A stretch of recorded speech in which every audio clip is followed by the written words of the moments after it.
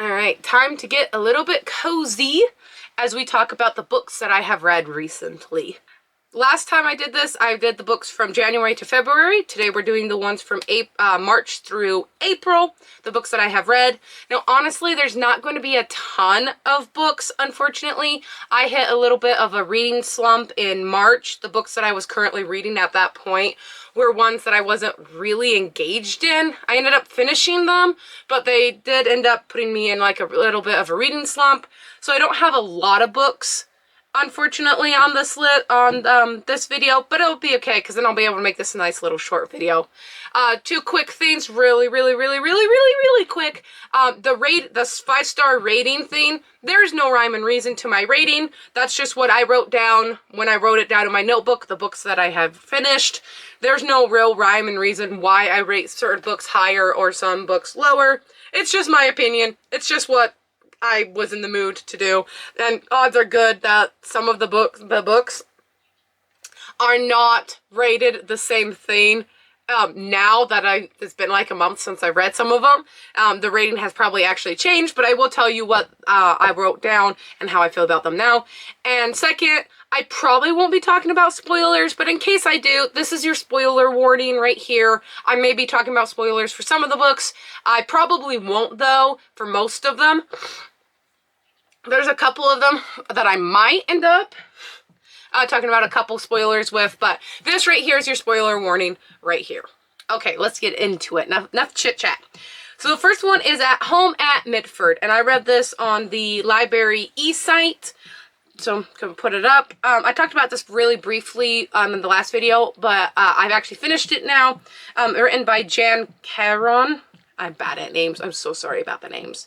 It was a cute little book. As I said before, it's a little bit of a slice of life. We're following a preacher in a small little town as he navigates small little town drama. There was, there was a thief that was involved at one point. We had a runaway boy, a giant dog, romance between him and someone else. A couple actually different romances throughout the entire thing. It was a really cute book. I think it went on a little bit longer than it really needed to, but it was really cute. I did like being immersed in that world. I rated it a 4-star. I think I'll probably keep it as a 4-star.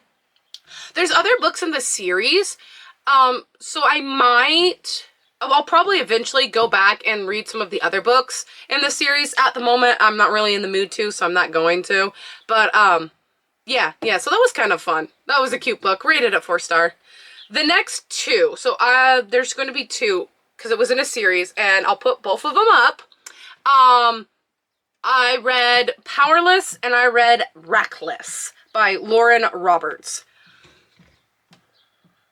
Time for me to see if I can make some people mad at me. Okay, so I read Powerless and then I read Reckless. I did not read the third book. Well, we'll start at the first one. Powerless, I rated a 3.5 star. I put it right smack in the middle because I didn't know really how I felt about it. Because there were some parts of Powerless that I really liked. I really enjoyed some of the world building, I liked the intentions that the author gave the characters. Like the reasoning behind our main character and how she was acting and reacting and everything. I really loved the attention to detail that she put into why her character was acting this way and was able to do things. I think she really thought that out, and same goes with a couple of the other characters. I really did enjoy that. I enjoyed certain parts of the world building. The espionage was kind of fun, but there was parts of it I really didn't like. Hot take, I didn't really care for the romance. When our two main characters are on screen, I don't remember their names. Oh, Pia and Kit, I think. No, Kit's the other brother. Kai. Yeah, so Pia and Kai. I don't like their relationship. And, when Reckless, it got worse, in my opinion. I liked the book as a kind of an espionage fighting type book with superpowers. I did not like the book when it came to, like, the romance or anything like that. I do not find any of that sort of thing very romantic. Do not care for it. But they didn't show up a ton in Powerless, so that's why Powerless kind of got a little bit a higher rating than what Reckless got. Hang on a minute, we'll get to Reckless. Actually, no, we'll just jump right in. Reckless, I gave a 2-star rating. Reckless is the one that put me in my reading slump. I was listening to it via audiobook while also reading it and the ebook. And yeah, it I didn't enjoy it. I did not like, it was a whole lot more heavier on the relationship between those two, a lot more of their romantic, I guess, stuff with them. Again, I don't think it's romantic. I didn't find it romantic. There were some parts that was kind of funny, kind of cool, but I really didn't enjoy, no intentions of reading the 3rd book in the series, because I only finished Reckless because someone I know likes the series and I wanted to read it so I would be able to communicate and talk about it with them, but, I didn't like it. And honestly, because I didn't like Reckless, Powerless now in my head is also kind of, the star rating kind of bent down on it. The next book is my sister has, so I don't have the physical copy with me, though I did read the physical copy. And that was The Mysterious Mr. Quinn by Agatha Christie. This one was a reread, sort of. Years ago, I listened to the audiobook of it and really, really enjoyed it. It was really cool. This time, I read the physical book and it was still really good. I rated it 3 stars. I still really enjoyed it, but because I knew the story and I didn't care for it quite as much the second time as I did the first time. Which is interesting because I don't think I can say that about a lot of her books. Most of the books I've read of Agatha Christie's I've actually really enjoyed. And I did still enjoy this one. I just didn't care for it as well the second time through as I did the first time through. So, yeah, The Mysterious Mr. Quinn. I don't know. We follow a guy who keeps running into Mr. Quinn. And Mr. Quinn is... I don't know if Agatha Christie ever said what he was. But he's often... He's like, I guess spoilers, I guess. Here's just more spoilers. He's the angel of justice or something like that, or the angel, he's not really the angel of death. I don't think he's the angel of death. But he's definitely a mysterious force that just kind of keeps showing up randomly, and we're following a guy who just keeps accidentally running into him, basically, except it's not really that accidental for the most part. It's a fun read. It's kind of mysterious. It's kind of spooky. I liked the audiobook better than reading it physically, but though there was a lot of years in between that, so. Okay, one more book that I read that was also on the e-library, so I don't have the physical copy for this one, and that was The Wild Robot. I rated it 3 stars, which is kind of lower than I thought I would rate it, but hey, what do I know? Where is it? I don't know. Where did it go? Did I accidentally delete it off of here? I was gonna look up who wrote it. But anyways, yeah, the book that Pixar made a movie out of recently. Peter Brown wrote it. Yeah, Peter Brown wrote it. Yeah, the book that the Pixar movie was. And honestly, my opinion of the book is pretty much the same as the movie. I really enjoyed both of them. Both of them were kind of on the sad-ish side. The Pixar movie, I think it's Pixar. The movie of Wild Robot made me cry a couple times. The book didn't as much, but it did make me feel very melancholy. But I really enjoyed it. I really like both of them. I get kind of surprised I rated it a 3 star, but who knows. I did really enjoy both of them. I think they're really cool, both books, the book and the movie. It's a cute little story. The robot ends up on an island and ends up making friends with all the animals there. And yeah, I just kind of really enjoyed it. And really like Roz, the robot. I think she's really awesome and pretty cool. So, in both movie and book. So, like both of those. Alright, now we can get to physical books that I actually read. There's not too many of them, unfortunately. So, the first one is, as I read this one, which is a Jack Reacher, The Sentinel, by Lee Child and his, I believe it's his son, Andrew Child. This one was written by both of them, which is interesting because No, anyways, written by both of them. This one's The Sentinel. Really enjoyed this one. I haven't read a ton of Jack Reacher's books, but I've read a handful here and there, and I really like them. Most of them. There has been a couple that were kind of on the boring side, so I ended up DNFing them. But this one did not. This one I read in like a 2-day span, got really caught up in all of it. I don't even remember, oh yeah, this one was, the whole point with this one is Jack Reacher ends up basically accidentally playing bodyguard to some IT guy. He's walking down the street, accidentally runs into this random IT guy, computer genius guy, at the same time that someone shows up to try to kidnap him. That's how the book starts. So we spend the entire book trying to figure out why he's being kidnapped, by who wants him, and which is a favorite trope of mine when it comes to action movies, and I guess action books too. I love it when our main action hero has to kind of play the bodyguard to someone who has no idea what's going on.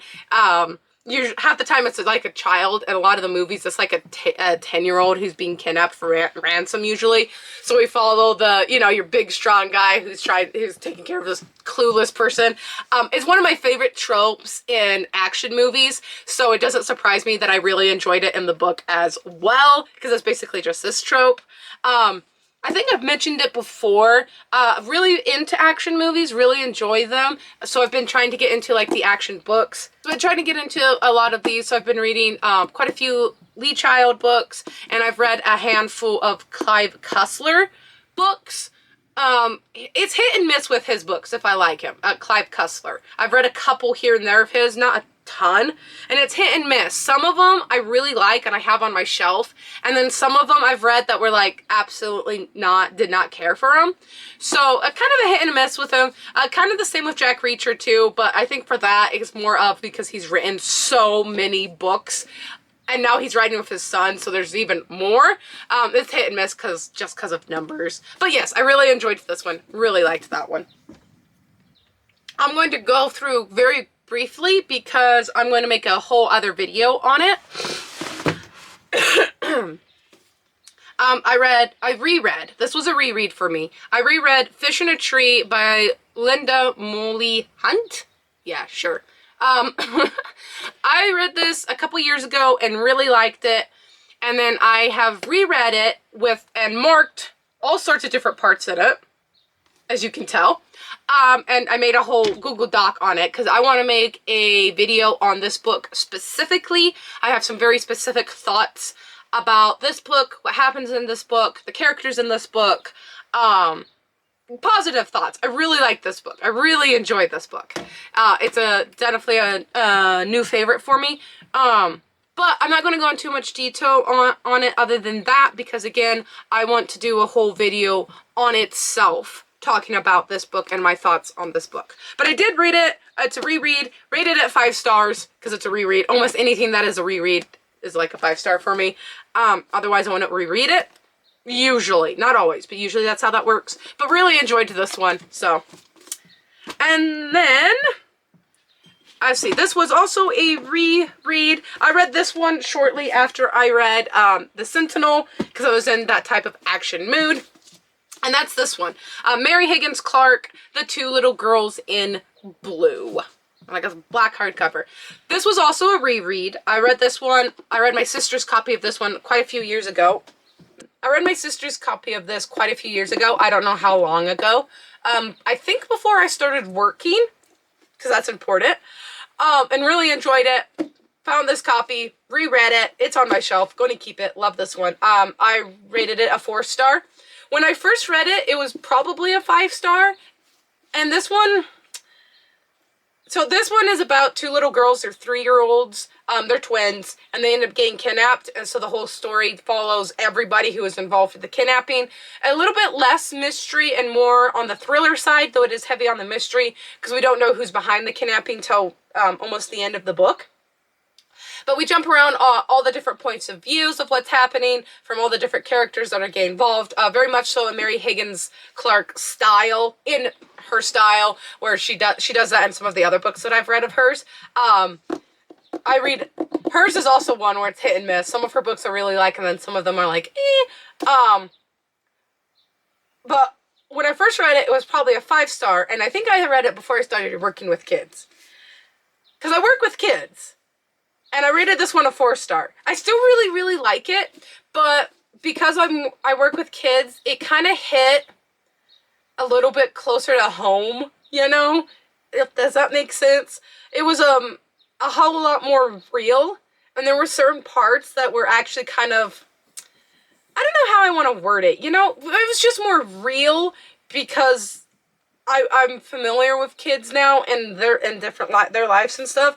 So it was just, it hit a little closer to home, I guess. So it was a little, I don't want to say it was harder to read it, but it was a different experience reading it. Because of working with kids now, and I could actually see some of this happening, and it was just a little bit more real. So that's why it was a 4-star instead of a 5-star. That said, I still really enjoyed it.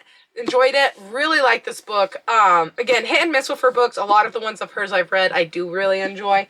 But yeah, so that one was kind of fun. It kind of a weird experience reading it, and then it just ended up being a little bit more real to me. So that was kind of fun.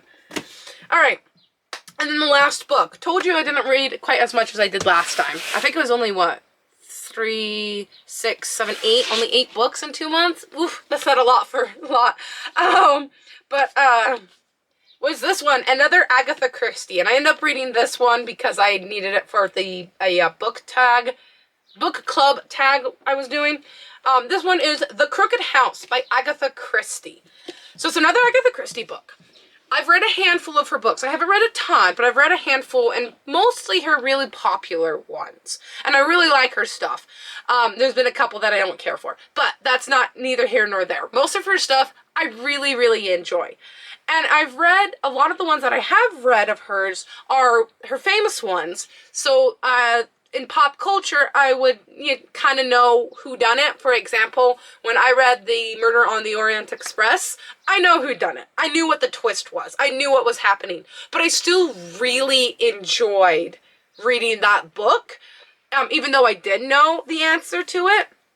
And I can say that for a couple of her other books where I've read them, and I know what the twist was, but I still really enjoyed it, and I don't think it necessarily, ruined the experience. I can't say that about this one, weirdly enough. This is The Crooked House, I think I said that. And I knew what the twist was in this one as well. And I actually read this one on recommendation from sisters. Because it's a really good book, don't get me wrong. I really like it, rated it 4 stars. It's a good book. And if you don't know what the twist of it, but you like a good classic murder mystery, read this book. That's the issue I have with it. It is a very classic murder mystery whodunit, but I knew who had done it, which is kind of a bummer because I think it would have been really fun to read through the book trying to figure out who did it, because she's so good at that, and she tells you, and what's why I love her book so much, because she tells you who done it and her stuff. But yeah, so I was a little disappointed that I still really enjoyed it, but because I did know the twist, didn't know who done it, I do think it actually ruined the experience a little bit, which is interesting because it didn't with the other books of hers I've read. So, like her stories, love her books. They're so fun. Let's see. That's it. That's all the books I've read. As I said, I didn't read as many this time as I have been in the past, which I'm a little bit sad about. But hopefully I can stay out of my reading slump here and be able to read more. Like as before, I'll probably go about 2 months, give or take, in between before I film the next one. But hopefully you enjoyed this. Hopefully you liked me ranting a little bit about the action books I like and me not enjoying Powerless. Because I did not like that one at all. So, anyways, that's all I've got today. I'll see you next time.